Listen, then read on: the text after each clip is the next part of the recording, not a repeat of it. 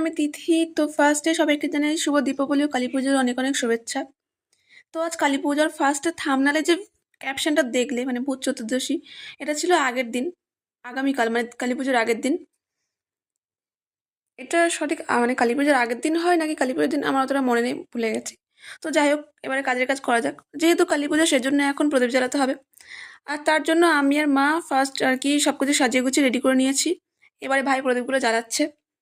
এই প্রদীপগুলো অনেকে কালী পুজোর আগের দিন মানে ভূত চতুর্দশীর দিন জ্বালায়, অনেকে কালী পুজোর দিন মানে আমরা জ্বালাচ্ছি আজকে, তো অনেকে আবার কালী পুজোর পরের দিন মানে প্রতিবার যে প্রদীপগুলো জ্বালায়, মানে যাদের যেরকম নিয়ম আছে আর কি। মানে যেহেতু এই প্রদীপগুলো ছেলেদের জ্বালাতে হয় সেই জন্য ভাই জ্বালাচ্ছে, নাহলে আমি এতক্ষণ কখন জ্বালিয়ে দিতাম তার ঠিক নেই। তো যাই হোক, তো এই প্রদীপ জ্বালানোর একটা মন্ত্র আছে যতদূর আমি জানি। তো মন্ত্রটা না আমি জানি না, মানে একবার শুনেছিলাম। তো তোমরা যদি কেউ ওই মন্ত্রটা জেনে থাকো তাহলে আমাকে প্লিজ কমেন্ট করো। আচ্ছা, তোমরা কমেন্ট করো তো তোমাদের বাড়িতে কটা করে প্রদীপ জ্বালাতে হয়। মানে আমাদের বাড়িতে এখানে স্টেপ বাই স্টেপ 30টা প্রদীপ আছে। ফার্স্ট 14টা, 7টা, 5টা, 3টে, 1টা। তো তোমরা কমেন্ট করো তোমাদের বাড়িতে কটা দিতে হয় আর কি প্রদীপ। তো তার মধ্যে প্রদীপ জ্বালানো কমপ্লিট। তো এবারে ও প্রণাম করে নেবে। তো ভিডিওটা এখানে শেষ করছি। তোমাদের সব ভিডিওটা কেমন লাগলো like, comment, share, subscribe and follow করে দিও।